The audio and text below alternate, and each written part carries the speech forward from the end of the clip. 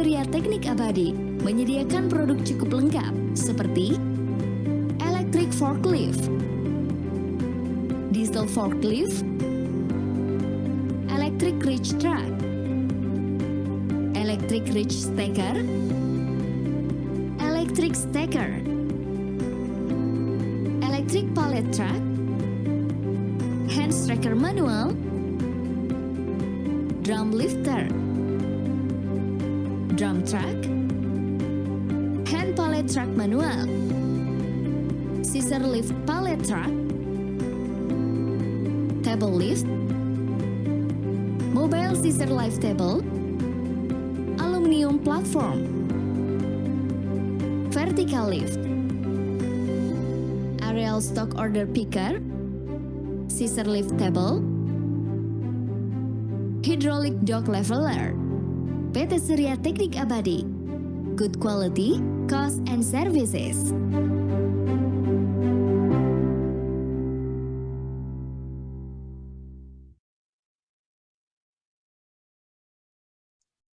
Baik, pagi-pagi semuanya, selamat pagi, selamat datang kepada Bapak Ibu sekalian yang baru saja bergabung. Salam sejahtera untuk kita semua. Kita barusan sudah menyaksikan 2 video dari sponsor webinar kita pagi ini, yaitu Janji Mori dan Surya Teknik Abadi.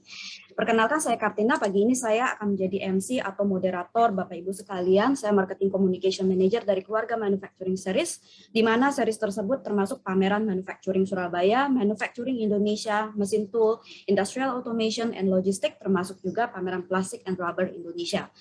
Bicara pameran nih, ngomong-ngomong soal pameran, kebetulan tahun lalu kan kita nggak bisa nyelenggarain pameran seperti biasa ya. Saya juga kangen muter-muter di pameran, kita melihat segala macam. Tapi jangan khawatir Bapak Ibu, karena kita tidak ada pameran, tapi kita punya aktivitas digital seperti webinar atau business meeting, atau program jodoh-jodohan bisnis dari industri untuk industri pastinya.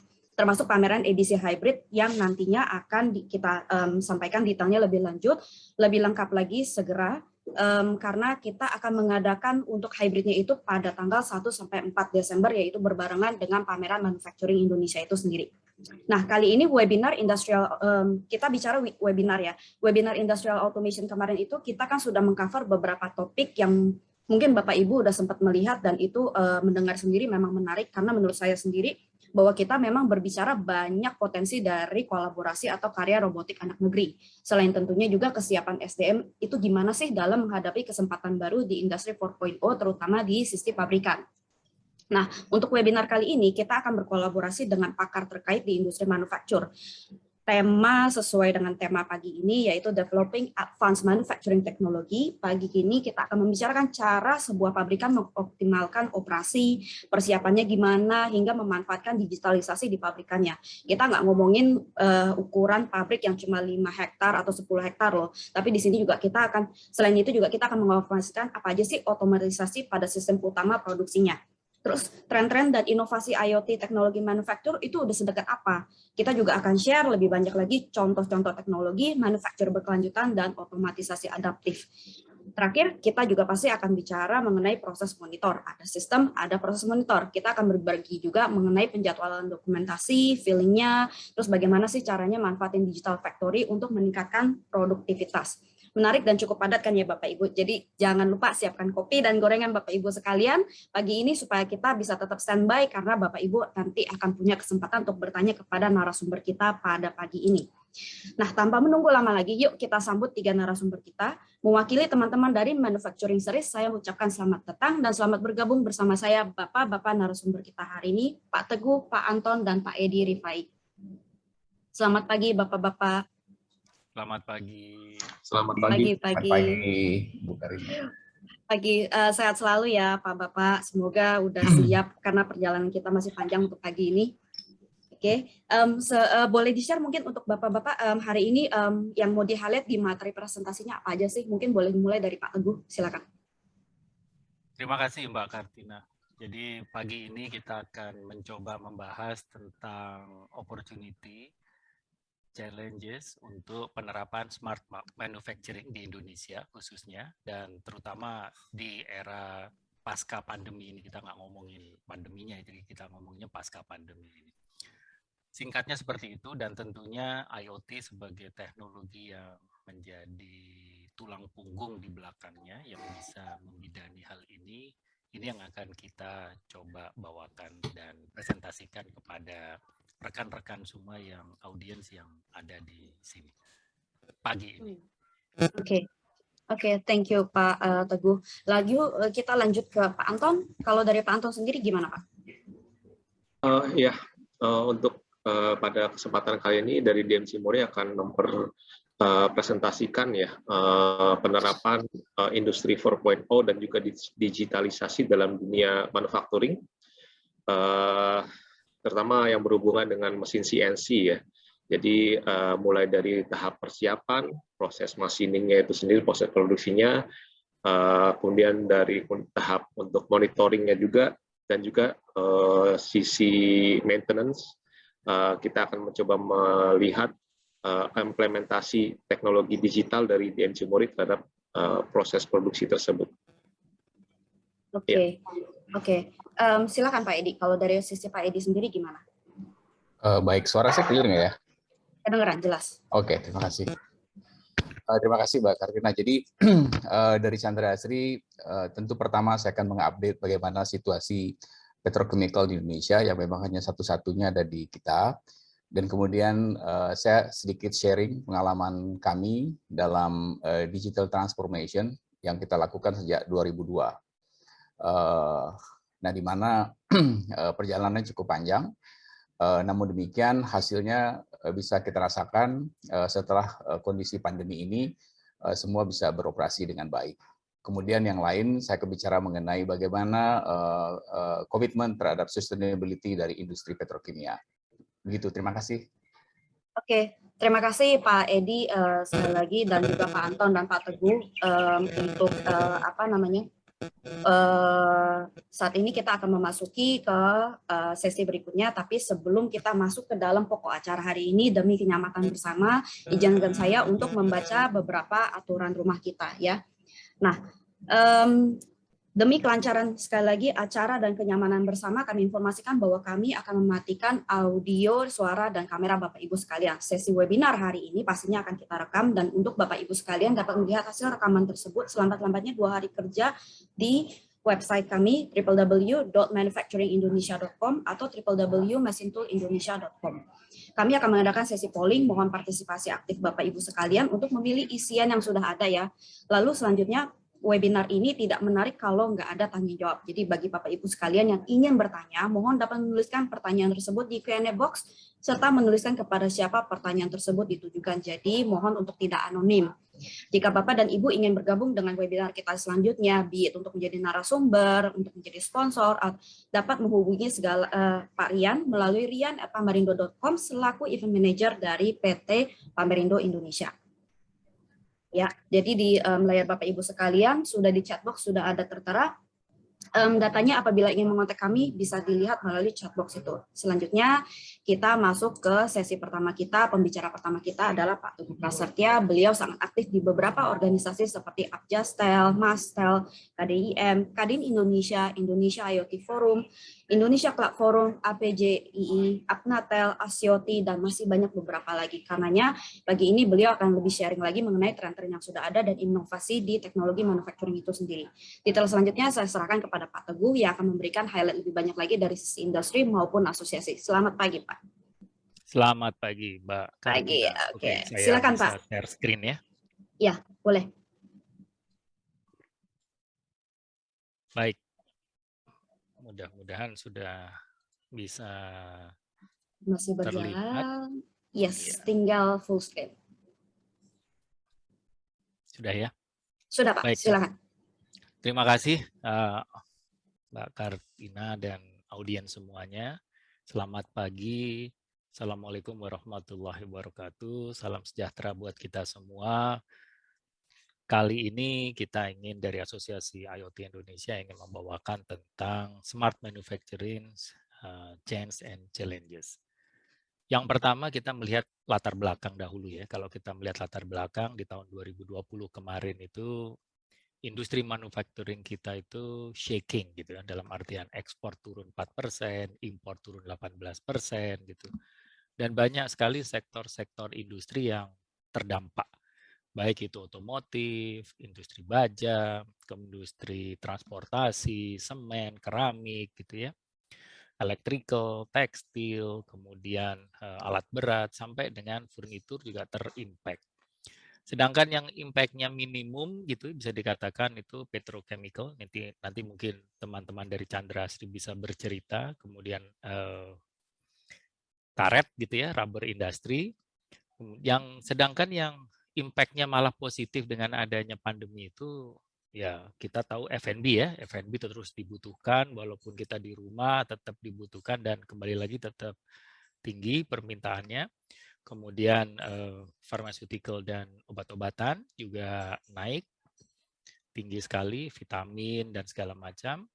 Kemudian personal protective equipment, jadi masker lah, medical device, sampai ke untuk hand sanitizer dan segala macam etanol industri naik. Kalau kita melihat bahwasanya inovasi dan digitalisasi ini sesuatu yang terus berjalan begitu ya, mau pandemi nggak pandemi, apalagi dengan adanya pandemi, maka dipaksalah semua industri ini untuk melakukan digitalisasi dan inovasi semaksimal mungkin untuk bisa survive dalam industri masing-masing tentunya. Nah, ini juga kita melihat movement yang terhambat dengan adanya kebijakan-kebijakan kita tidak bisa bergerak dengan leluasa.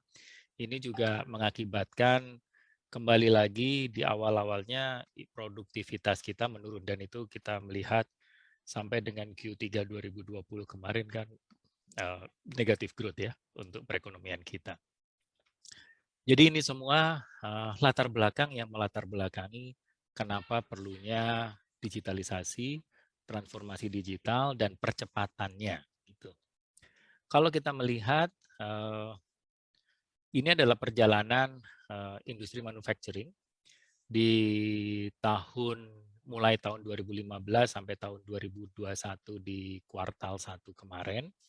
Kita melihat 2021 kuartal 1 diprediksikan udah mulai naik ya. Kalau kita melihat kuartal 2, kuartal 3 ini sudah positif lagi. Jadi kita terdampak sekali itu di tahun 2020 di sini. Baik itu aktivitas dari manufacturing industry yang ada gitu ya. Jadi kalau dilihat kontraksinya sih sekitar minusnya 0,8% gitu ya. Dan ini akan bisa positif sampai dengan 0,8% di kuartal 1 kemarin. Kita melihat bahwasannya yang nge-lead itu adalah F&B tetap gitu, kemudian kimia, rubber, semen, dan non-metalik mineral ini juga naik ke atas. Jadi dengan demikian maka kita melihat bahwasanya manufacturing index kita kembali lagi positif dan diharapkan juga tahun 2021 ini kita end up dengan growth yang bisa dikatakan lebih bagus daripada tahun 2019 bahkan. Jadi quick recovery. Nah, kalau kita melihat smart manufacturing overview-nya, market-nya sendiri, baik itu di North America, di Eropa, Asia Pasifik, ataupun seluruh dunia, CAGR-nya itu dari tahun ke tahun masih terus naik 12,4%. Dan diperkirakan Asia Pasifik itu kontribusinya 30% dari total sebesar 384,8 billion US dollar. Jadi sekitar 120-130 billion US dollar itu Asia Pasifik saja. Dengan demikian, kalau kita melihat di chart yang sebelah kanan, impact daripada pandemi ini terhadap manufacturing yang tadinya diprediksikan growth-nya 12,4, growth yang paling rendah itu 4%. Jadi akan naik menjadi dari 384, kontraksinya turun menjadi 220,4. Jadi minusnya 43% prediksinya, gitu ya. Ini prediksi yang bisa dikatakan yang paling pesimis gitu dengan adanya COVID-19. Dan ini menurut Market Research Private Ltd ini yang mereka prediksikan. Kalau kita melihat bagaimana adopsi yang ada gitu ya Sampai dengan Q4 2019, adopsi teknologi itu 28%. Kemudian adopsi terhadap use case yang ada 25%, udah sampai di level sana. Yang paling tinggi adopsinya di sana adalah penerapan cyber security, nomor 1, 74% dari sisi teknologi ya. Penerapan cloud, jadi data ditaruh di cloud, processing dilakukan di cloud itu sebesar 65%, itulah tingkat kedua. Yang ketiga adalah Internet of Things. Jadi teknologi Internet of Things itu 48% dari manufacturing itu sudah mengimplementasikan, baik itu dipakai untuk sensor hingga dipakai untuk decision making di sana. Yang keempat adalah machine vision, yang kelima masih IoT juga. Kalau tadi sensor, ini penerapan IoT platform. Jadi semuanya dikontrol menggunakan IoT platform yang ada di cloud. Itu ada 38%. Nah, dengan demikian, kalau kita lihat use case-nya apa saja di smart manufacturing, yang paling tinggi adalah memonitor kondisi. Ya. Memantau kondisi, memantau keadaan, memantau mesin, itu 37%. Kemudian melakukan updating secara otomatis, over the air, itu 32%. Melakukan layanan secara remote, jadi ini manufacturing dilakukan secara remote itu 31%. Kemudian selanjutnya yang nomor 4 use case-nya adalah melakukan predictive maintenance, itu 30%. Dan yang kelima adalah melakukan simulasi produksi, jadi equipment simulation itu 25%. Jadi ini adalah use case yang banyak dilakukan smart manufacturing sampai dengan Q4 2019. Bagaimana dengan Asia Pasifik? Jadi Asia Pasifik kalau dilihat secara total adopsinya sekitar 20% dari total seluruh manufacturing yang ada di Asia Pasifik. Kalau kita lihat yang tertinggi tentunya Cina ya. Yang leading adoption-nya kalau di Jepang itu Toyota, kalau di Cina itu Huawei, kalau di Taiwan itu Foxconn. Mereka yang lead untuk penerapan smart manufacturing ini. Sama trennya, top 5 teknologinya adalah cyber security, cloud, machine vision, gitu ya. Kemudian IoT ada di sana, use case-nya adalah digunakan untuk OTA update, remote services, sampai kemudian equipment as a service. Jadi dengan demikian, produksi hanya bisa dijalankan sesuai dengan kebutuhan. Semua opportunity ini tentunya menimbulkan challenge gitu ya. Ternyata di Asia Pasifik challenge nomor 1 adalah terbatasnya talent dan skill full person untuk bisa mengadopsi smart manufacturing ini. Yang kedua, mereka melihat bahwa penerapan ini dirasakan oleh pabrik-pabrik tersebut adalah terlalu mahal. Kemudian yang ketiga, karena masih baru tentunya mereka melihat bahwa teknologinya masih tumbuh terus nih. Jadi belum mature gitu ya. Jadi ini adalah top 3 challenges untuk penerapan smart manufacturing yang ada di Asia Pasifik. Bagaimana dengan Indonesia? Kita melihat Indonesia untuk sektor manufacture sendiri itu kita perkirakan sampai dengan 2025 nanti akan tumbuh nih dari penetrasi hanya sekitar 20% smart manufacturing ataupun penerapan IoT di manufacture akan tumbuh sampai ke 40% di tahun 2025. Besarannya berapa? Besarannya itu hingga mendekati 4 billion US dollar. Itu hanya di Indonesia saja. Jadi dengan demikian maka manufacturing ataupun smart manufacturing berbasis IoT diharapkan menjadi 4 besar, bahkan 5 besar untuk penetrasi IoT yang ada di Indonesia. Tentunya kalau kita melihat adopsi daripada smart manufacturing ini sendiri banyak dilakukan oleh industri. Kenapa? Karena yang pertama adalah bagaimanapun industri tersebut menginginkan untuk bisa mengadopsi kembali lagi otomatisasi. Jadi mau nggak mau mereka melakukan untuk mengkonekkan gitu ya sensor-sensor yang ada tidak hanya dilakukan secara in-house manual tapi sudah dilakukan dimasukkan ke cloud semua. Kemudian itu yang di level 0. Kemudian di level 1 dari semua data ini, baik itu yang sifatnya batch control, continuous control, maupun discrete control, itu juga dikonvergensikan gitu ya, antara SCADA-nya, MES, dan ERP sistem yang ada. Dengan demikian, maka proses manufacturing operation sampai ke business planning dan logistik, itu semua bisa dikontrol dan bisa diintegrasikan menjadi satu. Dengan demikian, maka bisnis proses yang ada, baik itu mulai dari level 0 sampai level 4, kalau kita merefer kepada ISA 95 levels, itu akan bisa membuat manufacturing tersebut menjadi lebih cepat dan lebih efektif dan lebih efisien dalam membuat satu produk. Kalau kita melihat kebanyakan gitu ya, adopsi daripada use case tersebut yang ada secara global begitu, mulai dari condition based monitoring sampai ke predictive maintenance, over the air, selanjutnya adalah remote services, equipment simulasi, digital service, kemudian equipment as a service, manufacturing as a service, itu menjadi sangat-sangat dibutuhkan gitu. Jadi itu merupakan satu prioritas kalau kita melihat 1, 2, 3, 4, 5, 6, 7, 8, 8 prioritas utama adopsi daripada smart manufacturing yang ada di industri tersebut.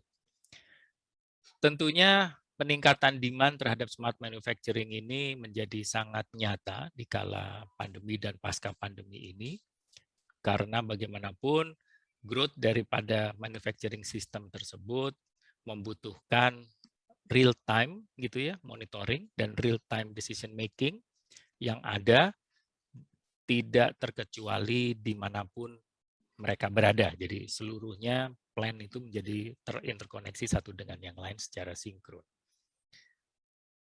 Ada 6 inisiatif untuk meng-establish gitu ya, membuat smart manufacturing. Yang pertama tentunya adalah bagaimana kita bisa membuat produk itu se-efisien mungkin, se-individual mungkin produknya, bisa di-customize sesuai dengan kebutuhan dan keinginan konsumer, itu nomor 1. Yang kedua, bagaimana bisa cepat merespon perubahan gitu. Dengan demikian maka manufacturing tersebut harus bisa fleksibel dan improve responsiveness untuk perubahan-perubahan yang diperlukan. Yang ketiga adalah dengan adanya smart manufacturing tentunya semua menjadi fully connected, fully networked. Dan ini akan memudahkan lagi pengendalian daripada manufacturing tersebut, meningkatkan transparansi dan fleksibilitas lebih lanjut. Yang keempat tentunya inovasi terhadap adanya teknologi yang baru dengan adanya jaringan 5G yang nanti bisa dideploy di dalam manufacturing, dengan adanya artificial intelligence dan IoT yang terintegrasi di dalamnya, maka tentunya teknologi ini akan mendorong dan mempercepat perubahan terjadi gitu ya. Mengefisienkan operasional, meningkatkan produktivitas hingga meningkatkan penjualan. Diharapkan dengan adanya ini maka manufacturing hanya jalan begitu demand mencukupi, dan dengan adanya demand yang mencukupi maka inventory dan warehouse menjadi zero stock gitu ya. Jadi dengan demikian maka just in time manufacturing menjadi satu hal yang nyata. Nah, selanjutnya yang kelima adalah command center dan control center menjadi centralized. Ada single network operation center dan command center yang bisa memantau dan memonitor sekaligus bisa melakukan action secara terpusat dan cepat. Bahkan untuk predictive maintenance dan segala macam bisa dilakukan di command center secara terpusat. Yang tidak kalah pentingnya adalah nomor 6, jadi 6 inisiatifnya adalah mengkonsolidate operasional dan business view. Jadi biasanya yang operation dan business view itu agak tabrakan, tapi dalam hal ini bisa dikonsolidasikan karena ada KPI yang memonitor secara detail, secara real time juga untuk semua sektor yang ada di manufacturing di tersebut. Nah, dengan demikian tentunya segala teknologi yang ada, baik itu IoT, AI, cloud, big data, analytics, sampai ke 5G network, semua teroccupied dan digunakan secara efisien dan efektif. Adapun blueprint digital transformasi untuk smart manufacturing itu kita bagi menjadi 5 hal. Yang pertama tentunya adalah penerapan open system inisiatifnya, baik itu melakukan standarisasi daripada technical API-nya, security API-nya, data standarisasi, sampai ke bisnis proses yang distandarisasinya. Dan ini open sifatnya. Dengan demikian maka memudahkan untuk melakukan digitalisasi sistem, mulai dari membuat ekosistem value chain, kemudian human resource, sampai dengan industri pendukung daripada manufacturing tersebut yang melibatkan small medium enterprise di sana, mengintegrasikan SCADA, MES, dan ERP-nya, sampai ke mengintegrasikan digital ekosistemnya, baik itu perangkat, sensor, jaringan, platform, hingga application dan layanan-layanan yang terkait dengan manufacturing tersebut. Tidak kalah pentingnya adalah penggelaran digital infrastructure yang ada, baik itu network atau jaringan yang digunakan untuk melakukan interkoneksi, data center yang diperlukan, baik itu sifatnya on-site maupun ada disaster recovery data center yang dibutuhkan untuk mengcover dan merecover bila mana main data center menjadi fail. Kemudian ada cloud platform yang mulai digunakan, baik itu private cloud maupun hybrid cloud, public cloud bisa digunakan semua. Dan security infrastructure yang meliputi security terhadap datanya sendiri, security terhadap perangkat, security terhadap jaringan, security terhadap platform, hingga security terhadap aplikasi yang ada. Sementara yang keempat, pilar keempat adalah pilar data, di mana data itu sendiri setelah tadi distandarisasi, formatnya di-unified, maka data itu harus dimulai dipisah-pisah terhadap hub-nya ada di mana gitu ya, apakah sifatnya centralized ataupun decentralized terhadap data tersebut. Kemudian mulai dibuat juga data processing dan data analitik. Yang tidak kalah pentingnya adalah data reporting dan dashboard yang terintegrasi agar memudahkan dalam hal pengambilan keputusan dan melakukan action setelah data terkumpul dan dianalisis dan dipresentasikan tentunya. Tidak lengkap bila mana kita tidak menyinggung masalah bisnis proses dan regulasi begitu ya, sehingga supervision dan licensing menjadi perlu, baik itu kerangka regulasinya, kerangka licensingnya diintegrasikan, kemudian surveillance-nya, kita harus mitigasi terhadap hal tersebut, dan jangan lupa karena kita banyak sekali menggunakan new teknologi, tentunya harus disiapkan juga sandbox-nya, ada development environment yang dibuat di sana, selain juga policy terhadap penggunaan data dan cyber security-nya. Dalam hal ini industri juga tidak bisa berdiri sendiri, oleh sebab itu diperlukan juga campur tangan daripada pemerintah untuk bisa berkolaborasi mewujudkan 5 digital transformation inisiatif untuk smart manufacturing ini menjadi berjalan lancar dan bisa diadopsi secara menyeluruh tentunya. Nah, yang tidak kalah menariknya adalah bagaimana return on investment terhadap penerapan smart manufacturing ini sendiri. Dari hasil survei yang dilakukan oleh ISG gitu ya di white paper mereka, mulai dari penerapan teknologi machine vision, digital twin, automated guided vehicle, connected robot, 3D printing, cloud, drone, cyber security, artificial intelligence, IoT sensors, IoT solution, IoT platform gitu ya. Ternyata lebih dari 60% itu return on investment-nya itu hanya berkisar 6 sampai 24 bulan saja. Jadi strong return on investment di sana, majority. Nah, dengan demikian maka tentunya harus ada success factor dong untuk bisa mendorong smart manufacturing tersebut, ROI-nya maksimal 2 tahun gitu ya. Rata-rata ada di 6 sampai 12 bulan. Yang pertama yang paling penting tentunya harus dilakukan adalah invest orang dan mentraining. Jadi skillful human resource menjadi penting. Menaik kelaskan gitu ya. Kalau tadinya itu hanya operator biasa, buruh biasa, ini menjadi operator robot misalkan atau operator perangkat, maintenance perangkat seperti itu. Kemudian yang kedua tentunya harus di-define benar target-targetnya gitu ya, target ROI-nya, calculated overall cost effectiveness-nya gitu. Dengan demikian maka kita bisa mengukur secara kuantitatif, tidak hanya kualitatif terhadap keberhasilan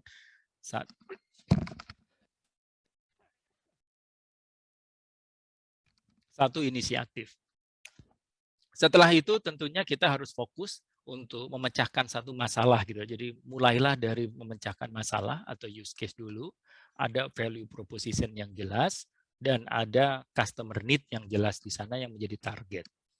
Yang keempat, jangan lupa terhadap change management strategy gitu ya.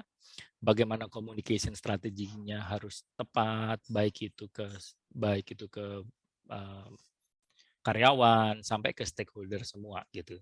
Dan yang kelima yang tentunya menjadi faktor penentu kesuksesan, lebih dari 80% kesuksesan ada di sini adalah support daripada eksekutif. Jadi ini sangat align terhadap senior management dan company vision. Dengan demikian maka insya Allah gitu ya, kalau ini semua bisa dipenuhi, maka implementasi smart manufacture untuk mendukung industri 4.0 bisa dilakukan secara lancar. Sebagai penutup begitu, kita melihat bahwa yang pertama tentunya smart manufacturing demand itu sangat-sangat tinggi saat ini, terutama pasca pandemi ini.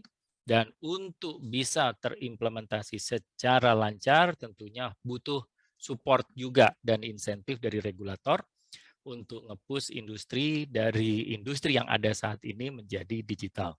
Baik itu industri yang skalanya UKM sampai industri yang besar.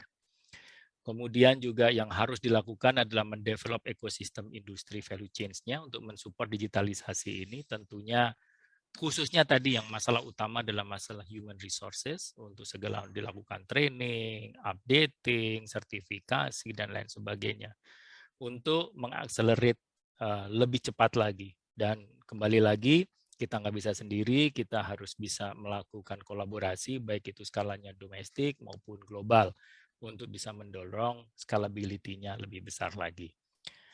Dan yang tidak kalah pentingnya, yang keempat adalah key success factor adalah untuk bisa nge-push digital transformasi ini menjadi layak dilakukan adalah peran serta juga eksekutif, selain juga, jadi harus dua arah lah ya, bottom up dan top down. Jadi dua-duanya harus ketemu agar digital transformasi dan smart manufacturing yang akan dilakukan ini menjadi kegiatan yang masif bisa dilakukan oleh seluruh industri manufaktur yang ada di Indonesia. Itu saja paparan dari kami, mudah-mudahan sedikit membuka diskusi kita hari ini. Semoga bisa dinikmati gitu ya, dicerna dengan mudah gitu. Dan kalau ada salah kurangnya saya mohon maaf. Saya kembalikan ke moderator, silakan. Saya stop sharingnya.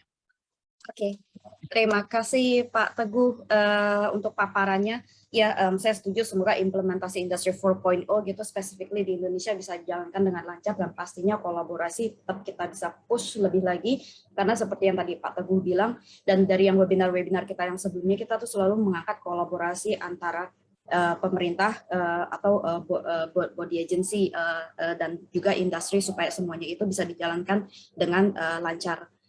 Sekali lagi terima kasih Pak Teguh.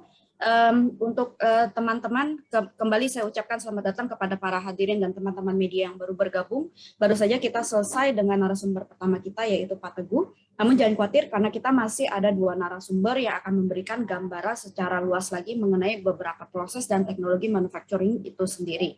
Namun kita akan mengambil waktu sejenak untuk polling pertama kita. Kepada Bapak Ibu sekalian mohon partisipasi aktifnya, di mana di layar Bapak dan Ibu sekalian akan segera tampil polling pertama kita pada pagi ini.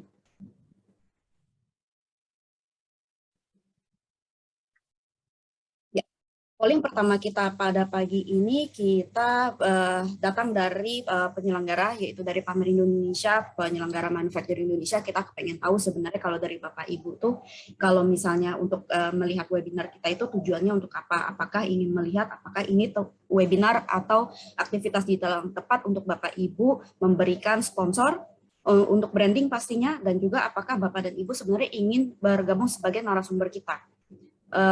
Dan kalau misalnya Bapak Ibu tidak mau dua-duanya, mungkin Bapak dan Ibu mungkin mau bergabung untuk di webinar kita selanjutnya. Kita akan kontak Bapak Ibu sekalian untuk memberikan informasi melalui newsletter kita yang akan kita daftarkan secara otomatis di database kita. Baik. Oke, masih berjalan. Kita ada waktu sebentar lagi. Sekali lagi mohon kepada Bapak Ibu untuk dapat bantu memilih atas polling pertama kita.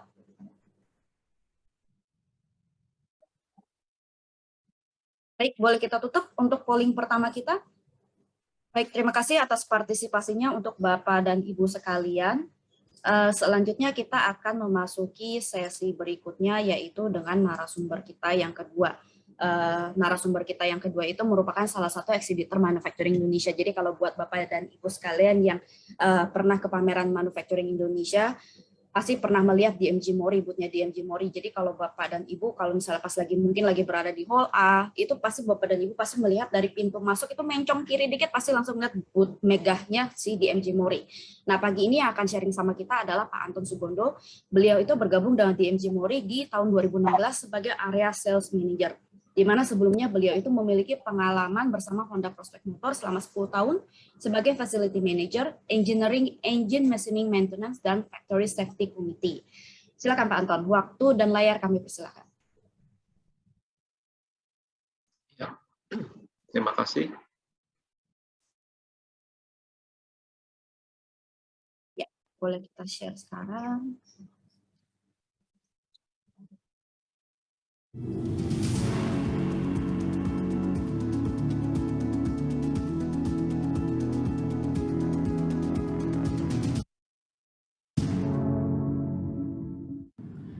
Kita mulai presentasi webinar Digital Factory hari ini dengan sedikit pelajaran sejarah. Jadi dalam sejarah kita sudah ada sekitar ada 4 kali terjadi revolusi industri.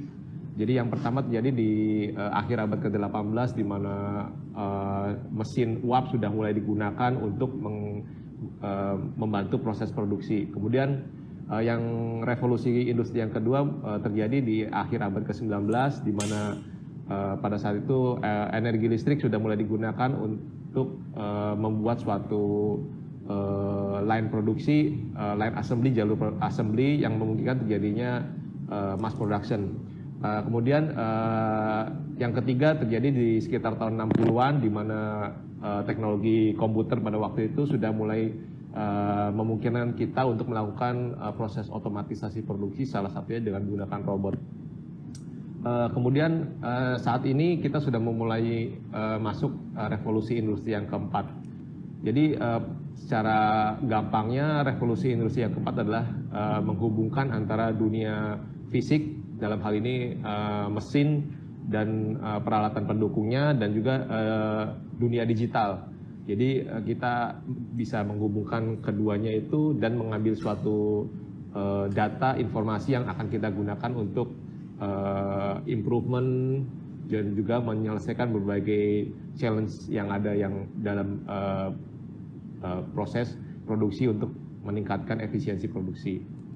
Jadi challenge-nya itu sendiri contohnya dalam kita menghadapi untuk meningkatkan efisiensi produksi, yang pertama adalah contohnya lost track of schedule. Jadi lost track of schedule di sini maksudnya adalah dari sisi admin itu kesulitan untuk membuat schedule untuk misalnya beberapa hari ke depan atau seminggu ke depan, dan dari sisi operatornya itu sendiri kesulitan untuk melihat tugas saya hari ini apa sih gitu. Kemudian selanjutnya inefficient mesin hour. Jadi maksudnya di sini adalah mesin masih banyak bengongnya. Jadi harusnya yang bagus adalah mesin itu kita gunakan untuk proses produksi, dan kalau kita bicara machining, mesin CNC adalah cutting. Jadi harusnya mesin selalu dalam kondisi cutting dan menghasilkan chip atau scrap. Jadi mesin nggak berhenti sementara tagihan listriknya selalu masih berjalan.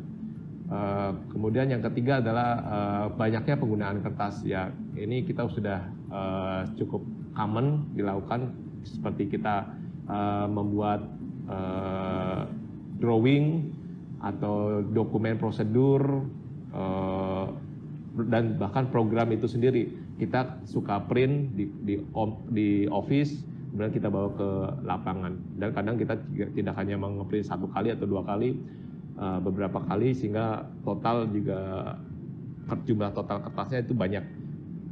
Kemudian yang ketiga, yang keempat adalah response time untuk service. Jadi maksudnya response time ini adalah waktu dari pada saat terjadinya downtime atau trouble mesin misalnya, sehingga sampai engineer itu datang untuk melakukan troubleshooting. Ini yang akan challenge yang biasa kita hadapi. Kemudian terakhir adalah untuk downtime. Dari sini downtime mungkin yang paling kelihatan adalah untuk trouble mesin. Jadi mesin stop untuk melakukan perbaikan. Dan sebenarnya masih banyak downtime yang lainnya. Dan bagi DMG Mori itu sendiri, salah satu solusinya adalah, yang pertama adalah dengan menggunakan Selos. Jadi bagi kami, Selos adalah gerbang untuk masuki industri 4.0 dan digitalisasi. Jadi fungsi dari Selos ini banyak, misalnya kita bisa melihat berbagai informasi sensor yang ada di mesin, dan juga kita bisa menarik informasi produksi, dan juga kita bisa kontrol juga dari luar. Di dalam Selos itu sendiri, jadi Selos itu adalah suatu operating system di mana penggunaannya mirip dengan handphone yang biasa kita gunakan, di mana dalamnya itu ada apps yang bisa kita pilih dengan cara kita touch ya. Jadi di dalamnya ada banyak apps yang bisa kita gunakan untuk mensupport produktivitas. Jadi di antaranya ada job manager, job scheduler, job assistant, CAD/CAM view dan sebagainya yang akan kita jelaskan hari ini. Dan nantinya juga jumlah app ini akan terus bertambah karena tidak hanya di-develop oleh DMG Mori itu sendiri, tetapi karena ini adalah open innovation sehingga di-develop juga oleh partner kami.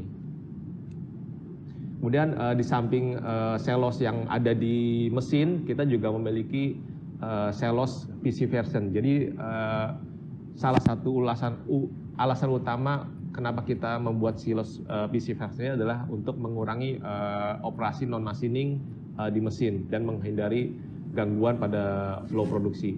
Jadi seperti yang tadi saya sudah jelaskan pada challenge, sebisa mungkin mesin digunakan untuk cutting. Jadi tidak ada interupsi, berhenti mesin hanya untuk menginput program, menginput schedule dan sebagainya. Kemudian selanjutnya masuk ke tahapan produksi. Pada dasarnya secara garis besar ada 4 tahap untuk produksi machining. Yang pertama adalah production planning, yang kedua preparation, yang ketiga adalah proses machiningnya itu sendiri, dan terakhir ada proses feedback atau monitoring. Dan di sini kita semua akan kita lihat penggunaannya dengan menggunakan Selos. Jadi sebenarnya seperti yang tadi sudah dilihat, ada banyak sekali app yang pada Selos, tapi yang akan kita tekankan di sini adalah apps yang memiliki fungsi networking atau konektivitas. Jadi kita masuk ke tahapan yang pertama, production planning. Jadi salah satu app yang kita gunakan adalah Job Manager. Jadi dengan Job Manager di sini kita bisa meregister drawing, program, dan tool. Kemudian dengan Job Manager ini juga kita bisa meng-create program pada PC dan juga mensimulasikannya secara sesuai dengan 3D yang ada di mesin. Dan terakhir kita bisa dengan Job Schedule kita bisa setting create schedule sesuai dengan availabilitas mesin itu sendiri. Dan semua ini kita untuk tahap planning kita lakukan dengan menggunakan Selos PC version di Office. Dan semuanya ini kita bisa lakukan tanpa menggunakan kertas. Selanjutnya kita masuk ke tahapan preparation. Jadi dalam tahapan preparation ini mirip dengan tadi pada tahapan planning, hanya bedanya kali ini dilakukan di area mesin oleh operator. Jadi dengan job schedule si operator bisa melihat machining info, schedule yang sudah dibuat tadi dari admin yang ada di office. Kemudian kita juga dengan job assistant kita bisa memeriksa setup atau fixture yang digunakan, kemudian tools dan operasi-operasi yang akan digunakan nantinya. Dan juga kita punya app namanya Documents. Jadi di sini kita bisa melihat berbagai macam manual, misalnya programming manual, instruction manual, operation manual, dan sebagainya.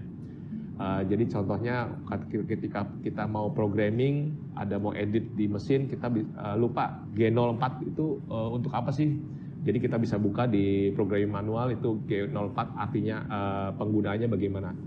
Dan lagi-lagi semua ini kita lakukan tanpa menggunakan kertas. Masuk ke tahap yang ketiga adalah proses machiningnya itu sendiri atau verification. Jadi di sini app yang kita gunakan adalah CAD View. Jadi dengan CAD View ini kita bisa menyimpan hasil pengukuran, kemudian kita juga menyimpan hasilnya tadi dengan drawing, baik itu 2 dimensi atau 3 dimensi. Kemudian ini Job Assistant ini adalah mungkin salah satu feature yang berguna bagi factory yang menggunakan sistem shift.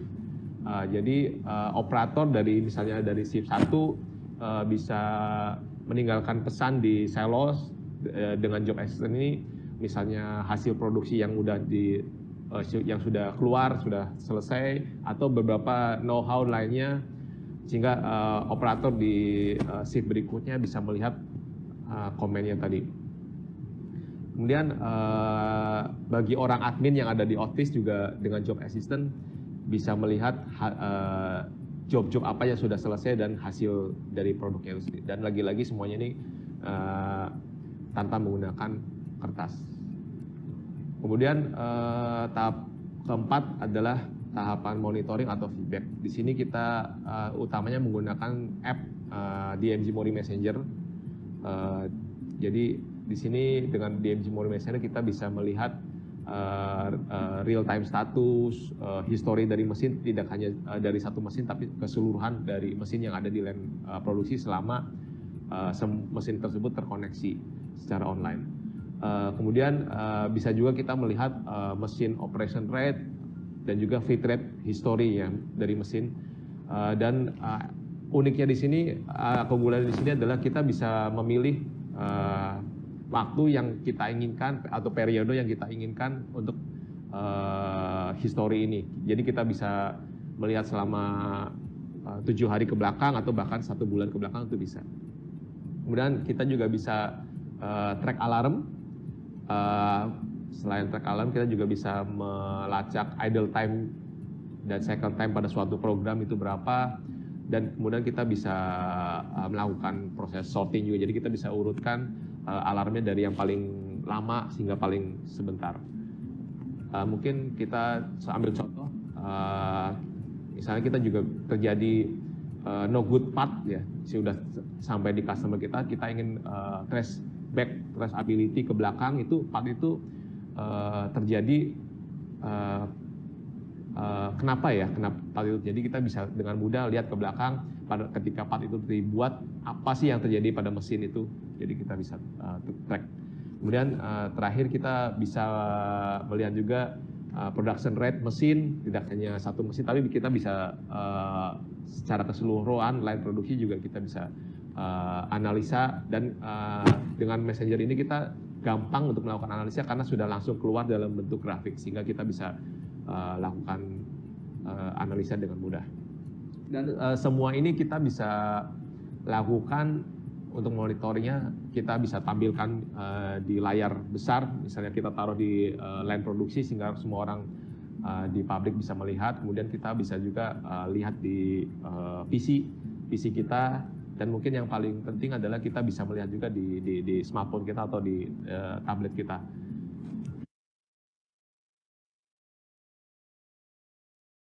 Oke, kita lihat bersama-sama. Ini adalah tampilan DMG Mori Messenger.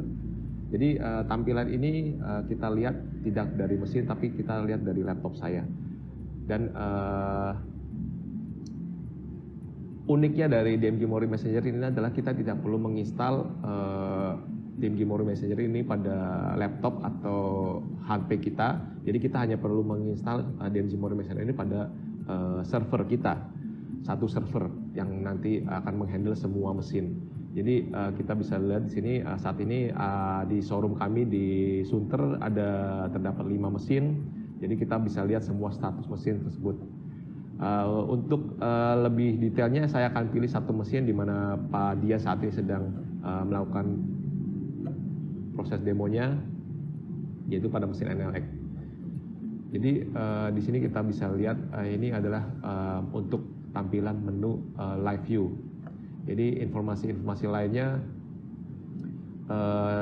jadi kita bisa lihat saat ini mesinnya sedang sudah idle, sudah ready. Di sini juga kita bisa lihat berbagai macam informasi, status mesin, seperti status emergency stop, status coolant, dan posisi aksis. Kemudian kita bisa lihat di sini ada history dan juga run rate. Jadi history dengan rate ini tampilannya mirip, hanya saja untuk run rate kita sudah langsung tampilkan beserta dengan persentasenya. Jadi bisa kita lihat di sini adalah status selama 6 hari ke belakang, dan status ini kita bisa pilih periodenya, start date-nya, dan end date-nya. Dan juga dalam satu hari kita bisa pilih selama berapa jam. Semua data ini kita bisa lihat, kita bisa ekspor ke dalam bentuk PDF atau Excel. Jadi ambil contoh kondisi di sini pada tanggal 16 Juni, yaitu kemarin, statusnya adalah mesin running selama 25% atau sekitar 6 jam, kemudian off selama 37% dan on ready standby selama 36% atau 8 jam, sekitar 8-9 jam. Kemudian yang lainnya di sini kita bisa lihat adalah override. Jadi kita bisa lihat pada saat running program override yang digunakan pada saat mesin itu berapa sih. Jadi kita misalnya operator tiba-tiba menurunkan override-nya sehingga cycle time-nya bisa lama, menjadi lama, kita bisa trace di sini. Oke, kita kembali ke live view untuk coba live demonya. Jadi kita lihat kondisi untuk posisi aksis. Baik Pak Anton, program akan saya jalankan.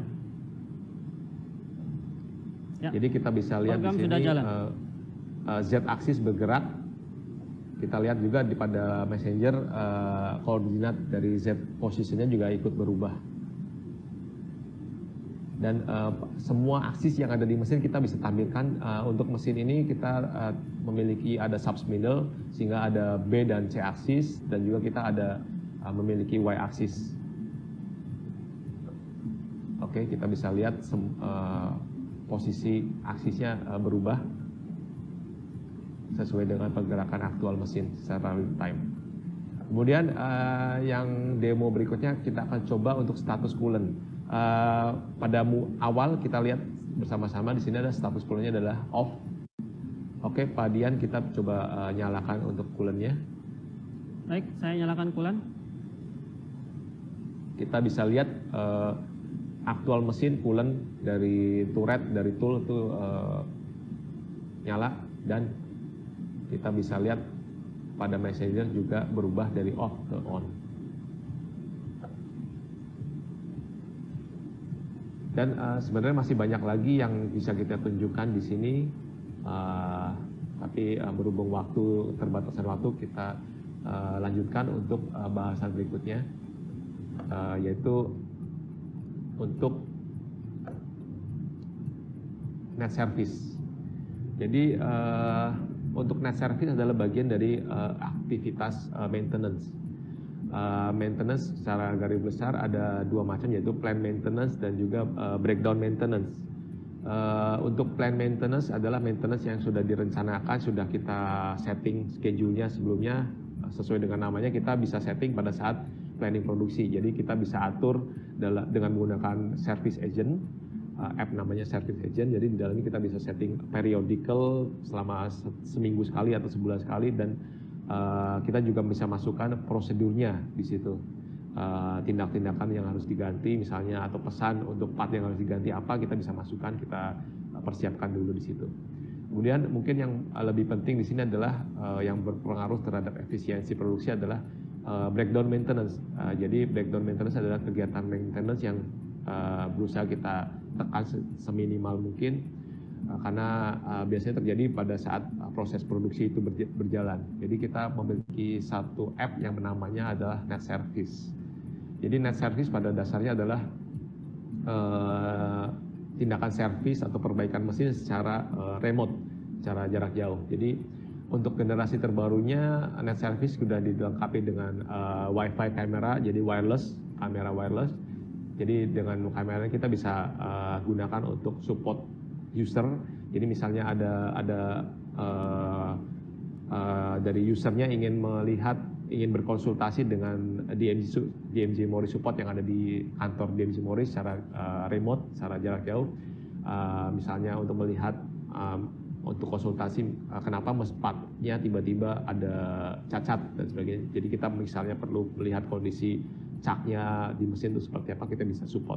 Kemudian penggunaan berikutnya adalah untuk online training. Kemudian mungkin yang berhubungan dengan maintenance atau service adalah untuk service support. Jadi kita bisa bantu secara remote, secara jarak jauh dengan menggunakan kamera. Jadi kita bisa memberikan panduan kepada staff maintenance yang ada di mesin ketika terjadi trouble mesin. Jadi kita bisa memberikan panduan secara tepat dan diharapkan proses downtime karena trouble mesin itu bisa jadi pendek.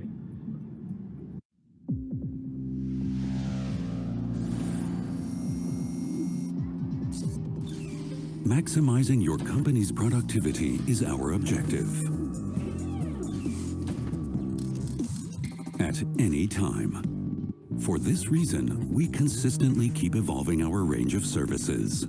The result, Net Service 4.0, the world's most cutting-edge remote service technology.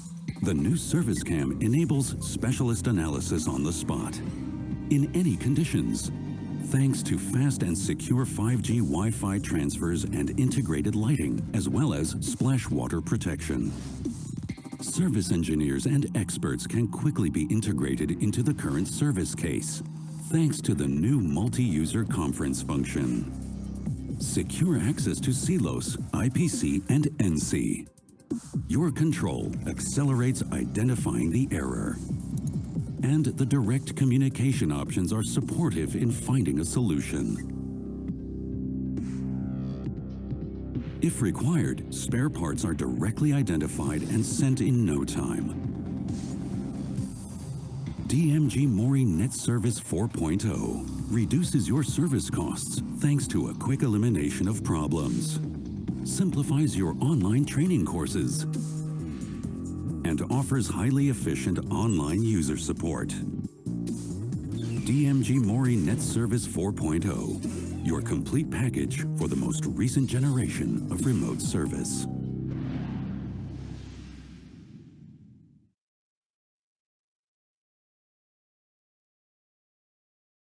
Jadi kesimpulannya dengan Selos kita sudah bisa mengimplementasikan industri 4.0. Jadi dari challenge yang tantangan-tantangan yang kita sudah jelaskan tadi kita bisa atasi. Jadi sambil contoh untuk lost track schedule kita bisa atasi dengan menggunakan job scheduler. Jadi dari sisi admin bisa meng-create schedule, mungkin tidak hanya pada hari ini, tapi bisa juga untuk beberapa hari ke depan. Dan dari sisi operator juga bisa melihat schedule apa yang harus saya kerjakan dengan mudah. Kemudian untuk penggunaan kertas, sepertinya sudah cukup jelas. Jadi dengan menggunakan app-app yang ada di Selos itu kita hampir tidak menggunakan kertas, tidak melakukan print kertas dan sebagainya. Kemudian untuk mesin hours kita bisa tingkatkan dengan job scheduler, job manager, job assistant, karena dengan ini kita bisa memaksimalkan waktu cutting di mesin. Jadi waktu stop mesinnya tuh kita tekan seminimal mungkin. Bisa juga dengan Messenger, kita bisa melihat kondisi-kondisi misalnya idle pada satu program, kita bisa tekan juga. Kemudian untuk response time service kita bisa tekan dengan menggunakan net service. Jadi dari saat user atau customer memanggil mengkontak pihak support DMG Mori, kita bisa langsung memberikan panduan untuk melakukan troubleshooting sehingga downtime-nya juga bisa lebih cepat. Kemudian untuk downtime seperti yang tadi sudah dijelaskan, tidak hanya untuk trouble mesin, kita juga bisa melihat berbagai macam non-productive time dengan menggunakan DMG Mori Messenger. Oke, bagi saya kita sudah cukup. Sekian untuk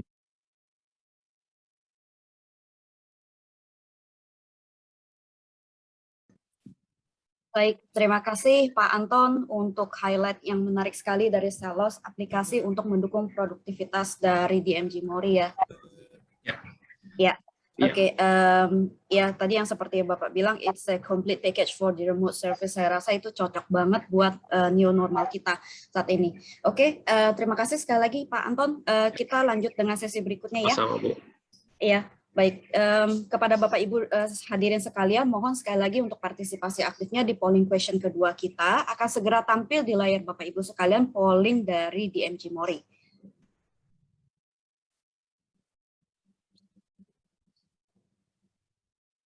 Akan ada 2 pertanyaan dari DMG Mori mengenai aplikasi pada Selos dan juga termasuk keuntungan yang dapat digunakan dari net service.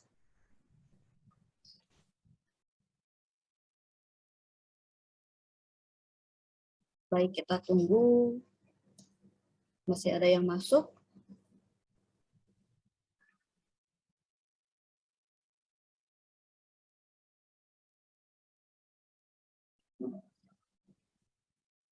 Sambil menunggu untuk polling kita selesai, sekali lagi saya mengucapkan selamat datang kepada teman-teman yang baru datang, yang baru bergabung lagi.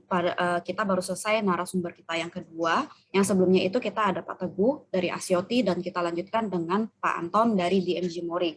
Sekarang kita sedang menjalani polling kedua dari DMG Mori. Yang saya rasa untuk polling kedua ini sudah boleh kita tutup.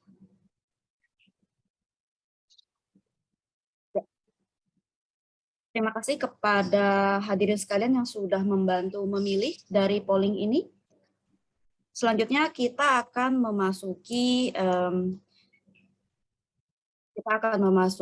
ke pembicara berikutnya. Selaras dengan Pak Teguh, pembicara kita berikutnya juga sangat aktif di beberapa asosiasi utama seperti INAPLAS, FIKI, HPI, Kadin, dan beliau juga bekerja sama dengan badan pemerintahan seperti Kemenperin, BKPM, Kemendak, dan masih banyak lagi. Biasanya mungkin Bapak dan Ibu melihat beliau tuh warawiri di industri petrokimia atau di salah satu pameran kita ya, tapi bukan Manufacturing Indonesia namanya kalau nggak bisa ngundang salah satu, yang satu-satunya di Indonesia, pabrik petrokimia terbesar di Indonesia saat ini.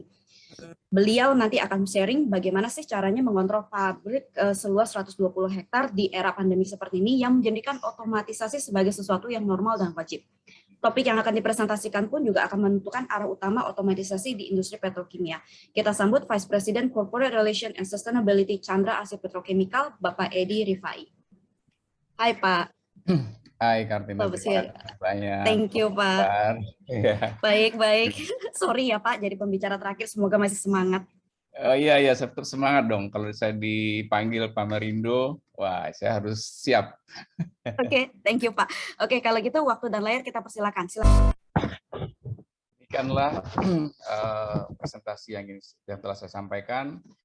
Terima kasih kepada Bapak Ibu semua yang berkenan telah mendengar. Mohon maaf sekiranya ada kekurangan atau kelebihan. Terima kasih Bu Kartina. Oke, terima kasih Pak Edi. Highlight yang menarik sekali dari CAP pagi ini. Tadi saya sedikit menangkap bahwa pentingnya perencanaan dari awal hingga akhir, termasuk integrasi operasi bisnis atau harmoni antara performance dan komunitas.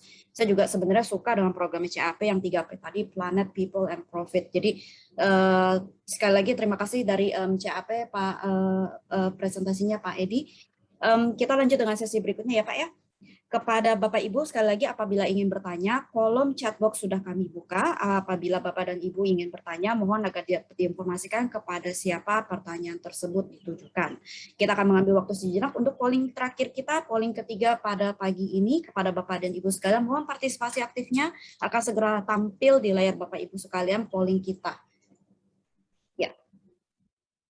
Silakan polling question ketiga kita adalah Oke, polling kita yang terakhir ini adalah related dengan manufacturing Indonesia, di mana manufacturing Indonesia akan segera mengadakan virtual expo dan business matching program.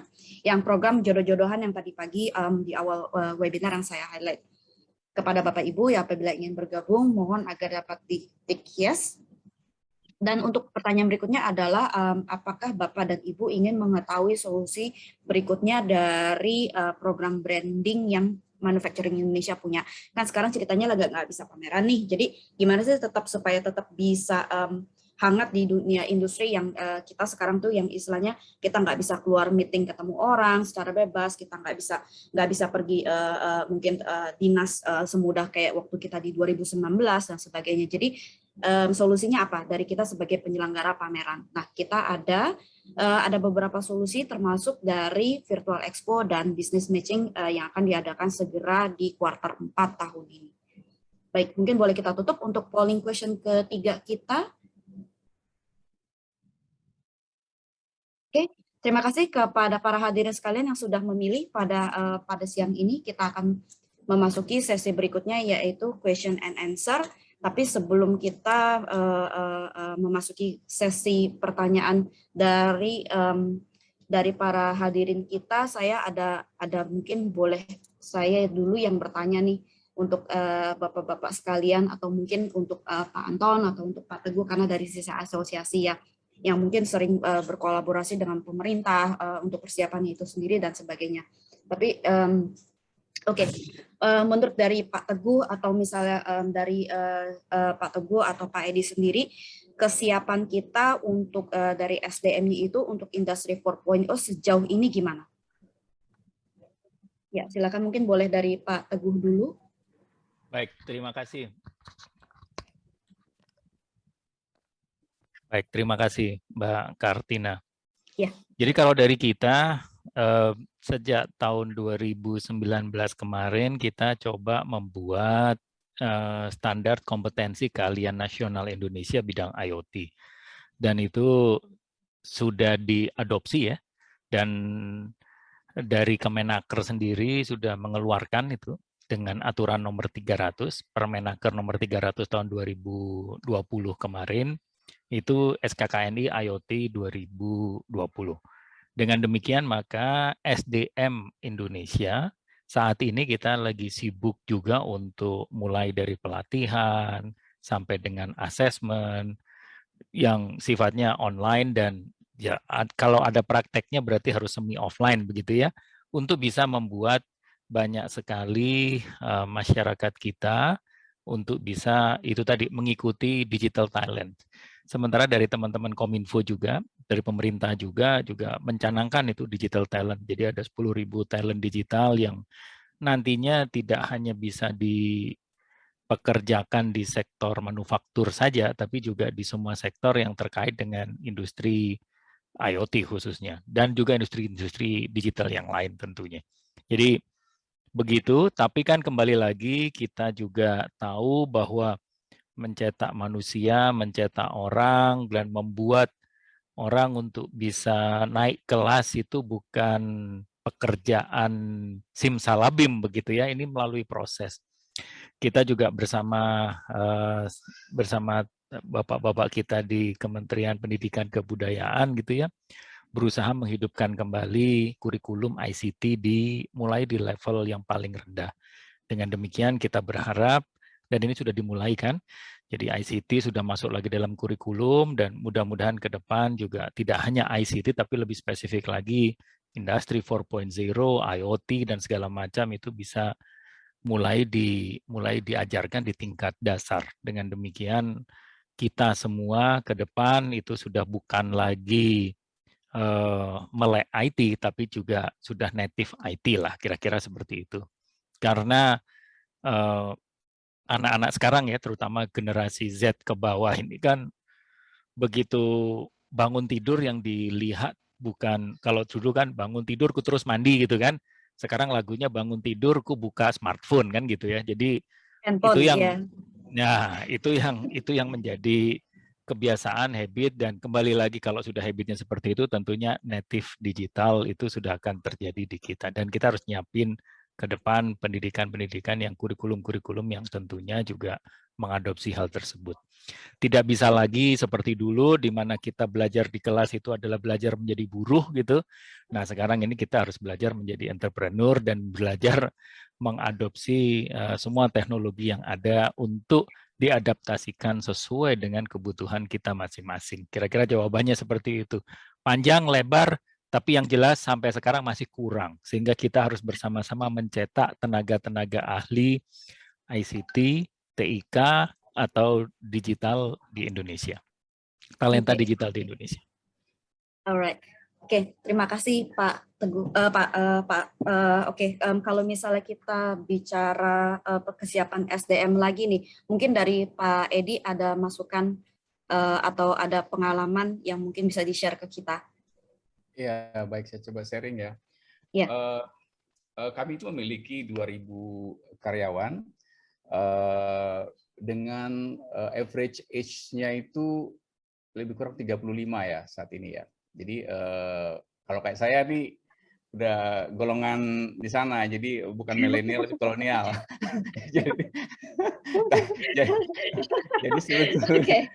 Jadi sebetulnya yang milenial nggak ada isu ya dengan hal ini, karena memang tadi Pak Teguh udah sampaikan dari kecil mereka sudah melihat adanya gadget. Tapi kalau dari yang jadi masalah justru yang kolonialnya ini. Tapi kolonialnya kan perlu pengalaman ya kan. Iya. Ini menjadi challenge-nya di sana. Tapi dengan upaya training yang berkelanjutan yang dilakukan oleh tim IT dan kemudian tim bagian L&D, kami memiliki unit sendiri learning and development. Nah itu secara konsisten kami memiliki KPI learning. Jadi dilakukan setiap orang itu berapa jam dia ikut learning. Nah itu salah satu upaya untuk meningkatkan kompetensi. Nah, di samping itu ada persyaratan lain yang cukup basic di industri petrochemical kan di situ industri yang berbasis risiko ya, cukup tinggi juga risikonya dan teknologi berpadat modal. Karena itu persyaratan awal yang untuk di operationnya operator dan sebagainya itu minimal D3. Jadi mereka dari D3 terpilih. Jadi memang sudah terbiasa dengan culture yang sistemnya digitalization. Kemudian tentu di engineering ada tentu S1 dan S2 dan lain sebagainya. Nah dan juga dari SDM-nya di Chandra Asri diversity-nya sudah cukup baik. Jadi dari target 20% perempuan sudah tercapai 15% perempuan. Jadi banyak juga leader-leader di Chandra Asri itu adalah perempuan. Dan kami memiliki program sendiri juga untuk enhancing speed up karir daripada karyawan semua. Nah, dengan demikian karyawan yang terpacu untuk belajar memenuhi sistem yang ada. Dan tadi menjadi challenge juga adalah teknologi yang terus berkembang. Jadi seperti Pak Teguh sampaikan tadi dan Pak Anton sampaikan tadi, teknologi terus berkembang. Handphone aja mulai dari versi 1.0 sekarang udah 12. Jadi udah begitu cepat perubahannya. Jadi memang kita perlu orang-orang yang adaptif. Nah, kira-kira kayak gitulah yang situasi SDM yang ada. Mudah-mudahan menjawab ya. Oke, mudah-mudahan bisa menjawab kalau misalnya ada rasa penasaran dari penonton kita yang saya rasa rata-rata tuh pada milenial. Terima kasih untuk jawabannya Pak Kolonial. Pak Kolonial, makasih banyak ya Pak. Jadi buat teman-teman milenial saat ini, kalau ada pertanyaan untuk bapak-bapak kolonial kita yang ada di sini yang memang sudah ahlinya, jadi silakan ditanyakan lagi. Untuk kesiapan SDM dari orang-orangnya sendiri itu ada kekhawatiran tergantikan dengan robot, ada kekhawatiran tergantikan dengan ini. Apa sih yang udah disiapkan oleh industri atau perusahaan? Nah kebetulan Pak Teguh, Pak Anton, Pak Edi di sini ada. Jadi kalau misalnya ada teman-teman yang mau nanyakan, silakan. Orang-orang yang sudah ada di sini sudah kita siapkan. Gunakan waktu ini untuk bertanya kepada narasumber kita. Nah, kita masuk sekarang untuk pertanyaan ke Pak Edi. Ada beberapa, Pak Edi. Kita lanjut aja langsung ya, Pak. Satu pertanyaan dari Ibu Jenny terkait people culture di sektor petrokimikal sendiri, apakah ada challenge utama dalam penerapan transformasi digital? Kalau mungkin tadi udah sempat di-highlight, tapi mungkin kalau kita bicara culture, Pak, mungkin lebih tersegmen nih. Untuk culture sendiri ada challenge-nya sendiri nggak, Pak? Iya, di awal-awal mungkin di 2002 waktu dia transisi itu ada challenge gitu karena kita tidak paham juga apa sih yang disebut transformasi digital. Apalagi kita memiliki KPI semua juga dalam bentuknya digitalization semua. Terus kemudian saat ini juga dalam yearly performance juga semua ada dalam bentuk digital. Jadi culture-nya dibentuk yaitu sosialisasi gitu ya dengan diawali dengan easy operation gitu. Jadi hal-hal yang mudah dulu, kemudian terus kita upgrade dan mulai dari sektor yang terendah sampai yang tertinggi. Jadi saya yakin dengan biasanya kita ini kalau terpaksa itu akhirnya bisa juga gitu ya, walaupun mungkin speed-nya beda. Jadi cuma masalah waktu aja. Kalau milenial tadi ya sambil goyang-goyang kaki selesai. Tapi kalau kolonialnya dia perlu agak fokus gitu, mungkin adanya di situ. Tapi akhirnya dengan demikian karena culture digitalization-nya sudah terbentuk, sistemnya ada dan mudah, ya akhirnya terbentuk juga. Paling kalau yang senior-senior karena waktunya memang padat, ya biasanya akan dibantu sama tim kita yang milenial. Nah itu solusi yang paling mudah. Nah itu yang karena mereka terupdated juga gitu ya. Kira-kira begitu. Easy aja lah, nggak usah terlalu dijalani gitu ya, tapi fokus gitu ya, ada target gitu, kira-kira begitu. Oke. Jadi ngelesnya bilangnya sih milenial mengerjakan, padahal sebenarnya kolonialnya butuh fokus ya Pak ya. Oke. Kita terus ada pertanyaan berikutnya dari Pak Septian untuk Pak Edi lagi. Mohon tipsnya dong Pak untuk melakukan digitalisasi transformasi. Baiknya tuh dimulai dari mana sih supaya lebih efektif? Mengingat transformasi itu dari otomatisasi ke digital memiliki investasi yang cukup besar. Nah kan kebetulan CAP udah nih, gimana Pak? Jadi gini, industri petrochemical itu kan komoditi ya, bukan specialties product. Jadi dia itu keunggulannya efisiensi. Jadi kalau pabriknya efisien, dia akan dapat untung gitu. Tapi kalau dia boros, dia tidak efisien, dia akan loss. Nah, jadi intinya dari situ dulu, dengan trigger dengan kondisi demikian, meningkatkan competitiveness, daya saing, efficient cost dan sebagainya yang seperti disampaikan tadi. Di dashboard-nya itu akan keluar semua raport kita tuh tiap hari. Nah, demikian kita dipicu bahwa ini kalau dia loss terus ya berarti kita harus improvement secara sistem. Nah, kemudian nanti tentu tim IT kita lah yang berjuang bagaimana mengenalkan teknologi kepada manajemen ya, kepada top level dan kemudian juga dari bottom. Jadi benar sekali apa yang disampaikan oleh Pak Teguh adalah dari atas ke bawah dan bawah juga harus ke atas. Jadi ketemunya di tengah-tengah sehingga nanti dia terkondisikan dengan baik. Nah, mungkin yang paling challenge itu pada saat mungkin kalau udah bicara mengenai cost, nah itu tuh biasanya akan timbul diskusi. Nah, biasanya itu akan timbul. Nah, tapi tadi apa sih benefit yang kita dapat gitu. Tapi tadi expense yang kita keluarkan dengan benefit yang nanti efisiensi, kualitas dan lain sebagainya menjadi pilihan pelanggan.